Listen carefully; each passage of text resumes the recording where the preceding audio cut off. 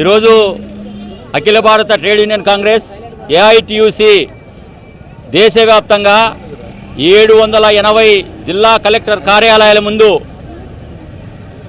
కనీస వేతనం 35,000 రూపాయలుగా నిర్ణయించాలని చెప్పి, అదేవిధంగా కనీస వేతన బోర్డు వెంటనే అన్ని రాష్ట్రాల్లో కూడా వేయాలని చెప్పి, అదేవిధంగా వినిమయ ధరల సూచి కామన్ ప్రైస్ ఇండెక్స్ ప్రకారము మరి ఏదైతే మినిమం ఎంత అవసరమవుతుంది నెలకు అనే దాన్ని వెంటనే నిర్ణయించాలా, కనీసం 35,000 అవుతుందని చెప్పి ఏఐటియుసి జాతీయ సెమినార్ గోవాలో జరిగినటువంటి సెమినార్లో దేశవ్యాప్తంగా వచ్చినటువంటి కార్మిక నాయకులందరూ కూడా కలిసి చేసినటువంటి తీర్మానం ప్రకారము 35,000 రూపాయలు కనీస వేతనం ఉండాలని చెప్పి నిర్ణయించడం జరిగింది.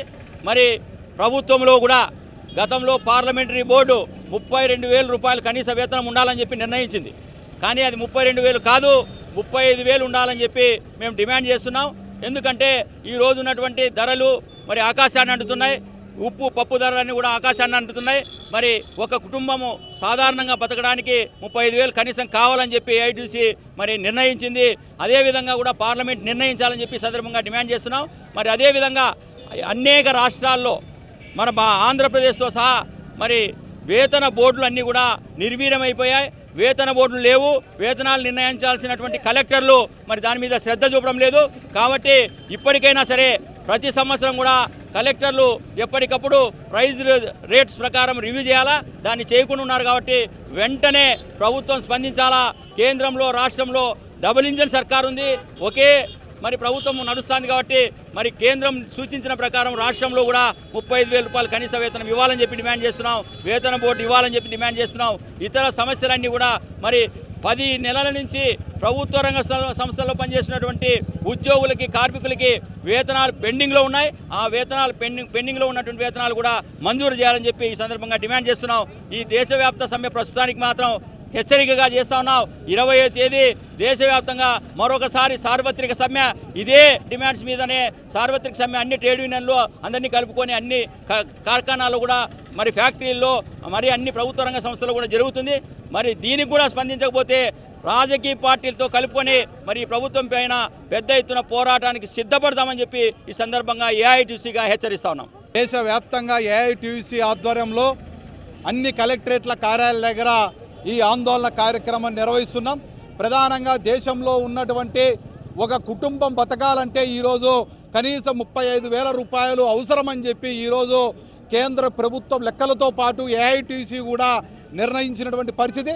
కాబట్టి వెంటనే ఆ పద్ధతిలో కేంద్ర ప్రభుత్వం రాష్ట్ర ప్రభుత్వాలు వెంటనే 35,000 కనీస వేతనంగా నిర్ణయించాలని చెప్పి ఈ సందర్భంగా డిమాండ్ చేస్తున్నాం. దాంతోపాటు పోయిన టీడీపీ గవర్నమెంట్లో వేతనానికి సంబంధించినటువంటి నిర్ణయించే బోర్డు అప్పుడు ఉన్నటువంటి టీడీపీ గవర్నమెంట్ పూర్తిగా తీసేయడం జరిగింది. ఇప్పుడు కూటమి ప్రభుత్వం ఆంధ్రప్రదేశ్ రాష్ట్రంలో ఉంది. కాబట్టి వెంటనే రాష్ట్ర వ్యాప్తంగా ఒక వేతనాలు నిర్ణయించే ఒక బోర్డును వెంటనే ఏర్పాటు చేయాలని చెప్పి ఈ సందర్భంగా డిమాండ్ చేస్తున్నాం. దాంతోపాటు రాష్ట్రంలో ఈ కూటమి ప్రభుత్వం ఏర్పడిన తర్వాత కార్మికులు ఉద్యోగుల సమస్యలు ఒక్కటి కూడా పరిష్కారం చేయలేదు. దాంట్లో భాగంగానే 12వ పిఆర్సీ సంఘాన్ని వెంటనే ఏర్పాటు చేయాలని చెప్పి ఈ సందర్భంగా కోరుతున్నాం. దేశంలో 8వ వేతన సంఘం ఏర్పాటు చేయాల్సిన అవసరం ఉంది. దాంతోపాటు ఏదైతే 12వ వేతన సంఘం ఇంతవరకు కూడా రాష్ట్ర ప్రభుత్వం ఏర్పాటు చేయలేదు. కాబట్టి రాష్ట్రంలో వెంటనే ఐఆర్ని వెంటనే ప్రకటించాలని చెప్పి ఏఐటియుసిగా డిమాండ్ చేస్తున్నాం. దాంతోపాటు అనేక విభాగాల్లో కార్మికులు ఉద్యోగులు వేతనాలు బకాయి ఉన్నాయి.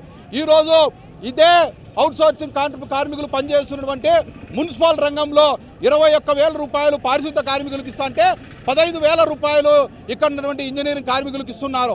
అదే మెడికల్ రంగంలో పనిచేస్తున్నటువంటి శానిటేషన్ వర్కర్స్కి 16,000 రూపాయలు వేతనంగా నిర్ణయించారు. అదే సెక్యూరిటీ గార్డ్స్కి సంబంధించి 10,000 మాత్రమే ఇస్తున్నారు. అదే స్కూల్ స్వీపర్ వాచ్మెన్లకు సంబంధించి పార్ట్ టైం కంటెంజెన్స్ అనే పేరుతో 4,000 రూపాయల వేతనం ఇస్తున్నారు. అంటే ఇన్ని రంగాలలో ప్రభుత్వ రంగాల్లో ఉన్నటువంటి ఒకే విధమైనటువంటి పని చేస్తున్నటువంటి కార్మికుల మధ్యలో ఎందుకు ఇంత వేతన వ్యత్యాసం ఉందని చెప్పి ఈ సందర్భంగా మేము ప్రశ్నిస్తున్నాం. కాబట్టి అందరికీ సమానంగా కనీస వేతనం అమలు చేయాలన్నది ఏఐటీసీ డిమాండ్. అది కూడా 35,000 రూపాయలు నిర్ణయించాలని చెప్పి ఈ సందర్భంగా డిమాండ్ చేస్తున్నాం.